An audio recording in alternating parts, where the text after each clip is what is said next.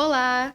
Hoje estamos aqui no Dia da Informática com esse convidado super especial para falar um pouquinho do que a informática representa para ele. O Jonathan, seja muito bem-vindo. Obrigado. Então, meu nome é Jonathan, Posso falar um pouco da minha vida, Pode. né? Então, Jonathan, eu sou professor e atuo como desenvolvedor. Então, sou desenvolvedor web e um pouco desktop também, né? Um termo um pouco mais antigo. E, nas minhas horas vagas, entusiasta de tecnologia e amante de cultura pop. Olha só, gente, bora lá conhecer? E Jonathan, o que o Dia da Informática representa para você? Nesse dia aí, eu comemoro mais o marco lá do ENIAC, né? Que é o aniversário do primeiro computador assim, comercial, que veio difundir alguns termos, como bug. Ele era um computador aí de grande estatura, né? Ele estava num prédio aí de 3 andares, então tinha uma legião de programadores e programadoras para conseguir fazer cálculos nele lá, que ele era voltado só para essa parte mais matemática, e ele trabalhava com cartão perfurado. Então, quando eu falo também desse termo de informática, eu englobo várias outras coisas, não só essa parte de computador também, que a gente tem que ver a parte da internet, que veio também. Exato. Hoje, o mais usado, o smartphone. Então, assim, nesse termo eu vejo que foi um marco, assim, inicial para o que a gente tem hoje de tecnologia praticamente em todo lugar, desde a geladeira ao carro autônomo e computador de mesa aí mesmo, que muita gente está deixando de lado para usar o celular É e verdade. vida que segue, né? Interessante. Jonathan, na sua visão, qual que é a maior revolução da informática até hoje? Na minha opinião, eu falo que ali é o de 99 para cá, quando a internet comercial foi disponibilizada no Brasil. Ali é por conta que todo mundo conseguiu acessar a internet, ter essa internet em casa e abriu-se uma porta para o mundo. Então, de Uhum. dentro do seu quarto, você conseguia deslumbrar o mundo inteiro. Apesar que a internet é bem mais antiga, né? Ela foi criada com fins bélicos, Uhum. então era usada para guerra, depois foi usada para trocar informações sobre projetos científicos em faculdades. Uhum. Então a gente criava aquela, chamava ARPANET. Então a gente tinha esse link entre algumas faculdades nos Estados Unidos. Depois disso foi crescendo para troca de informação e depois veio vamos falar, para o usuário comum, né? Para o ser humano Sim. usufruir desse poder, que foi um poder que foi dado onde que você tinha a informação, que era assim, um pouco mais restrita, que você tinha que ir numa biblioteca, alguma coisa, na sua mão ali praticamente, né? Então você Uhum. conseguia trocar informações entre amigos. Quem não lembra do MSN, que já é um pouco da minha época, onde você conseguia quebrar a barreira de conversar com uma pessoa que estava lá do outro lado do mundo. Tinha o telefone, tranquilo, mas era caro. Então a Uhum. internet veio para baratear e custear isso aí. Quando no Brasil foi implantada a internet de escada mesmo, que a pessoa chegava no sábado. Eu não peguei já a DSL, mas Uhum. a gente pegava no sábado e pagava um pulso só. Então ele conseguia conectar na internet e ficar ali navegando em páginas, trocando informações, pesquisando. Durante o sábado e domingo, o telefone da casa de muita gente aí ficava mudo por conta de estar usando a internet. Então, Sim. sim, aproximou as pessoas e abriu uma janela para o mundo, onde eu Uhum. conseguia trocar informações aí de ambos aspectos, né?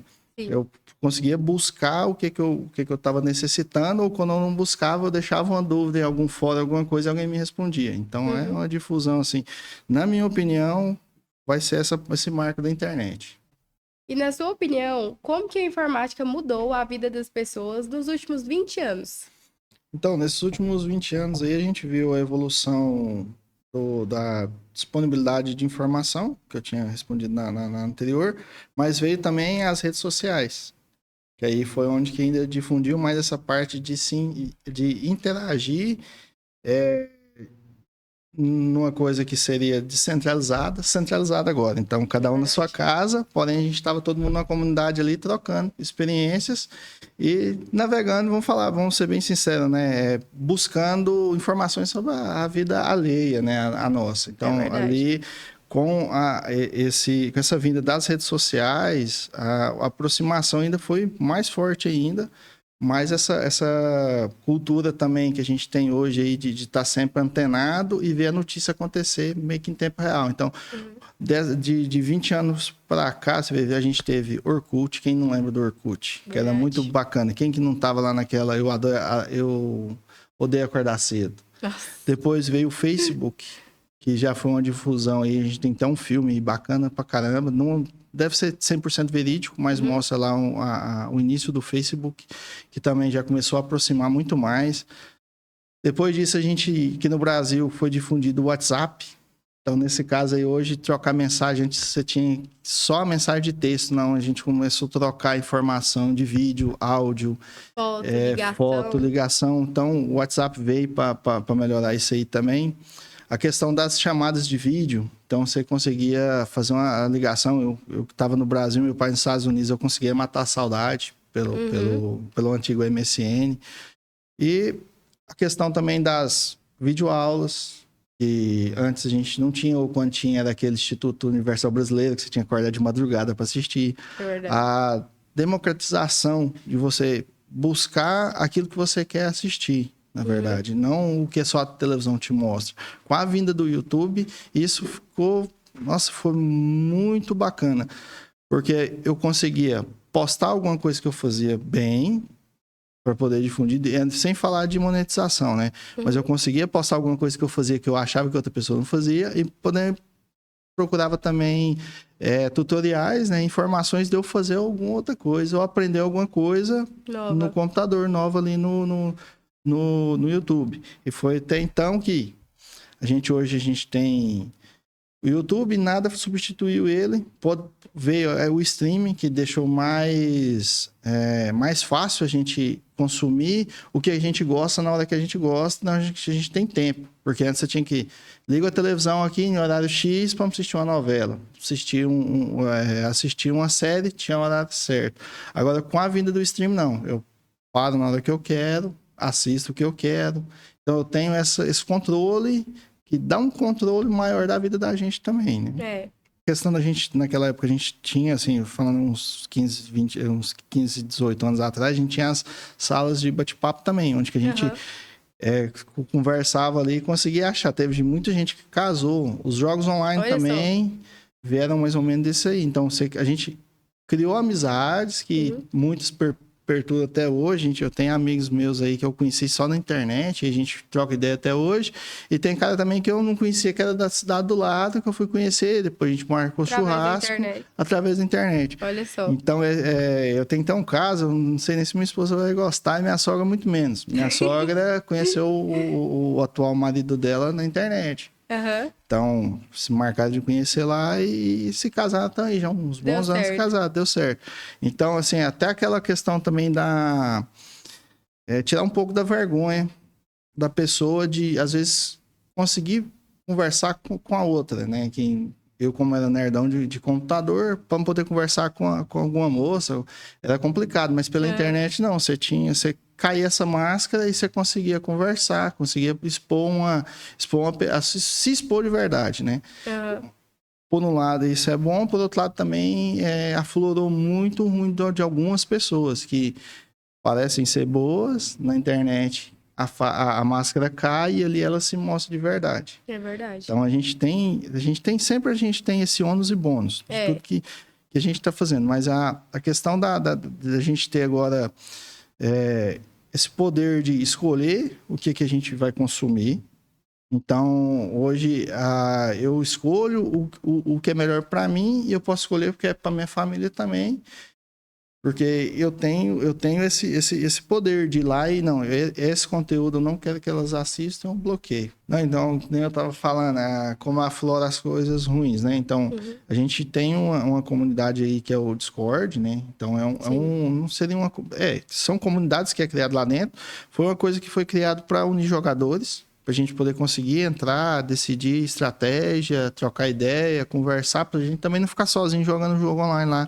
E teve casos aí no Brasil aí que bandidos estavam usando o Discord para aliciar menores. Então, eu como pai, eu gosto de restringir alguns acessos para minhas filhas. Porém, Eu crio salas lá e não deixo ninguém de fora entrar e conecto os amiguinhos das minhas filhas ali. E por ali eles conseguem isso, né? Encurtar a distância. Porque ela tem um amigo nos Estados Unidos e um amigo em Portugal. Sim. Então, para eles poderem ter aquela interação ainda de quando eles eram bem pequenos, a gente usa esse mecanismo aí. Eles vão jogar um Minecraft. Aí, para poder ainda deixar mais seguro, eu crio o servidor só para eles entrar. Eles jogam Roblox com jogos que a gente seleciona, joga um pouquinho, eu também vou lá, dou uma brincadinha, eu vejo como é que é, falo, não, esse aqui você pode, esse aqui você não pode. Então, a tecnologia em si, ela foi criada para o bem, porém, pessoas más podem usar isso para o mal. Ainda existe espaço para crescer dentro da informática? E quais áreas estão em alta? Na informática sempre tem vaga. Então, hoje ainda falta bons profissionais. Em alta hoje, o que a gente mais se fala é o tal do engenheiro de IA, o cara que provisiona a infraestrutura para rodar um IA e roda um IA ali em cima, ali, um LLM, faz alguma coisa mais voltada para IA, os RAGs de IA. Eu não sou muito dessa praia, eu uso IA no meu dia a dia, até muito, mas eu não sou muito dessa praia. Eu gosto muito da parte de dados e dessa parte de engenharia mesmo, de transportar o dado para onde que ele deve ser exibido. Então, hoje a gente tem front-end, que é o que faz as telas, tem um back-end que faz a coisa tudo funcionar, tem a parte de banco de dados, onde que são liberados os dados. São muitas vagas, mas a gente tem pouco profissional bom qualificado para aquilo lá. Então, hoje a gente tem essa parte de IA e que alavancou e melhora bastante, agiliza bastante o processo de desenvolvimento. Sim. Então, hoje o cara pode ser focado ali em desenvolvimento web, na parte de front-end. Só que se ele precisar de fazer um back-end e ele não tiver muito inteirado, a IA potencializa o pouco conhecimento que ele tem ou ajuda ele a adquirir mais. Então, essa parte hoje de quem trabalha com IA é o hype, é o que está no topo do topo. Então, tem vagas aí para essa parte de conversacional, falta bastante, que é a criação de chatbot. Hoje, na minha época, era diferente, hoje com a IA, então a gente tem uma comunicação até um pouco mais humanizada, então o robô consegue se passar mais como ser humano. Nesse ponto, eu aposto muito ainda nessa parte de dados também, porque a IA, querendo ou não, é pautada em dados. Então, eu preciso de extrair esse dado e levar para o jeito que ela consome, ser treinada com aquilo lá e evolua. Então, quanto mais informação a IA recebe, mais poder ela vai ter na mão e mais coisa ela consegue te potencializar. Não vou falar que ela consegue te substituir, porque isso ainda eu não vejo ainda possível em alguns aspectos, porque ainda tem muita coisa que o humano tem que pôr o dedo. Vamos falar assim, que hoje ela é uma criança que está engatinhando, mas quando tem um ser humano por trás ali e consegue direcionar de forma correta, ela tem um ganho assim, eu falo de pegar uma porca, um parafuso e com mais um pouco de coisa ali fazer um foguete. Então ele consegue trilhar o caminho de forma, como eu vou falar, não pausada, assim, constante. Então, e hoje a gente vê muito o desenvolvimento de bases de dados para que essa IA consiga entender mais de um assunto e virar um especialista e te ajudar a potencializar o seu serviço ali. Sim. Qual o conhecimento básico que você acha que todo mundo deveria ter sobre informática? Na questão de leitura. Nem tanto um skill de aprender, mas sim de conseguir ler e interpretar. Na informática, foi tudo criado para te facilitar e te guiar o máximo. Foi perdido durante o tempo os cursos de informática que tinha antigamente, onde você ia lá e aprendia do básico de como ligar um computador, o que é uma pasta, o que é um arquivo, o que é um diretório, que no caso é uma pasta, ou mesmo discernir entre um arquivo de vídeo e um arquivo de áudio. A questão de datilografia, que hoje em dia a gente fala que é digitar, né? Digitação, Isso. datilografia da época da máquina de escrever. Mas aí foi se perdendo esses cursos de informática. Então a gente foi fechando as escolas de informática porque usar o computador ficou fácil, porque o próprio computador te guia. Então essa parte que eu falo de você conseguir ler e interpretar, ele te guia para tudo. Ele te mostra onde você está. Se você for lendo os tutoriais que tem no próprio sistema, ele te guia para onde você quer ir. Então essa acho que é um dos maiores skills esse, é ler, conseguir ler e interpretar. Depois lá, o operar o computador, que antigamente você tinha que ler um livro e virar um operador de computador, isso aí já morreu. Hoje você é um usuário. Então, o sistema e todo o SO, né, que é o sistema operacional do computador, ele te induz e te guia a fazer as suas atividades ali. Então, hoje você pega um computador, entrega na mão de uma criança aí de 6 anos, 7 anos, ela está começando a alfabetização, ela começa a ler, ou ela consegue interpretar uma imagem, ela consegue abrir um site, ela consegue, na verdade, não abrir um site, abrir um navegador, ela consegue abrir um jogo, porque ela vai reconhecer pelo desenho, ela consegue jogar porque o jogo te dá um tutorial onde que te ensina as teclas que você tem que apertar para fazer cada coisa.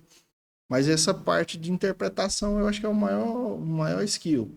Porque hoje ela não precisa mais de ligar um computador, como era na década lá de 80, que tinha só uma tela verde, fósforo verde, desculpa, depois você corta aí, Pedro. É uma tela de fósforo verde, cheia de letras, que só quem tinha lido o manual conseguia operar essa máquina. Então ele tinha que dar comandos digitados e ele tinha que saber o que cada comando ele fazia. Hoje em dia não, hoje em dia você clicando, naquela época não tinha mouse, então agora já tem, então você clicando você consegue interagir com o computador de uma maneira mais fácil do que via linha de comando. Sim. Hoje, quem domina linha de comando faz tudo no computador. Tudo, tudo, tudo, tudo. Consegue navegar na internet, é uma navegação um pouco diferente, mas consegue. Consegue criar diretórios, ele opera o computador na sua essência, na sua base ali. Enquanto outros hoje conseguem mal abrir um navegador e pesquisar na internet. Porque hoje o celular ainda está muito mais fácil. Pela voz você consegue interagir. Verdade. O Windows 10, do 10 para cá, o 11, o 10 acho que implementou o Cortana, que já é uma inteligência artificial integrada no software. Então, você tem um microfone, você dá comandos, ela consegue ir te ajudando a navegar também. E, Jonathan, a informática tradicional vai continuar existindo mesmo com o avanço da inteligência artificial? Na minha opinião, tem coisas que não vão mudar, ou daqui 100 anos pode ser que muda. Quando a gente fala tradicional, a gente vai depender ainda dos servidores, que é onde que a inteligência artificial trabalha. Então, ela mora ali, não é que ela só trabalha, né? Ela mora ali, então a gente vai ter ainda que ter essa infraestrutura, né, para ela. Pode ser que mude o jeito da gente interagir com as máquinas, como a gente vê aí falando sobre Neuralink, a questão de ter uma realidade aumentada usando o óculos, ou interagir com a tecnologia hoje que a gente interage já via celular. Então, questão até do computador tradicional hoje, esse é um cara que eu acho que não muda muito fácil por conta do entusiasmo e por causa dos caras que jogam, por causa dos gamers. Sim. Porque ainda a gente usa ainda. Estão se falando aí sobre essa troca de arquiteturas, de hardware, então vão vir cada vez menores com maior eficiência. Isso aí sim vai mudar. Mas o tradicional da gente ainda ter um servidor, dessa parte de infraestrutura de internet e de servidores para suprir a demanda da IA, eu acho que isso ainda perpetua por bastante tempo. É, né? Jonathan, então, muito obrigado. Foi uma conversa, assim, bastante informativa. Acredito que vai ser de grande valia aí para todo mundo que está assistindo. Muito obrigada. Seja bem-vindo sempre nos próximos episódios, viu? Tem alguma consideração final? Então, assim, eu quero deixar a mesma frase que o Steve Jobs falou um tempo atrás. Todo mundo deveria aprender a programar. Quando você aprende algoritmo, o mundo vira outro. Isso literalmente. Então, com o algoritmo, você consegue ver o passo a passo e a profundidade de tudo que está ao seu redor. Que hoje um microfone não é só um microfone. Então, eu sei se eu for pensar, eu sei a quantidade de coisa que tem aqui, de passos que foram usados para construir ele. Então, esse é o poder Da do programação. algoritmo e da programação na nossa vida. Olha só. Muito obrigada e seja sempre bem-vindo. É Tchau! isso. Uhum.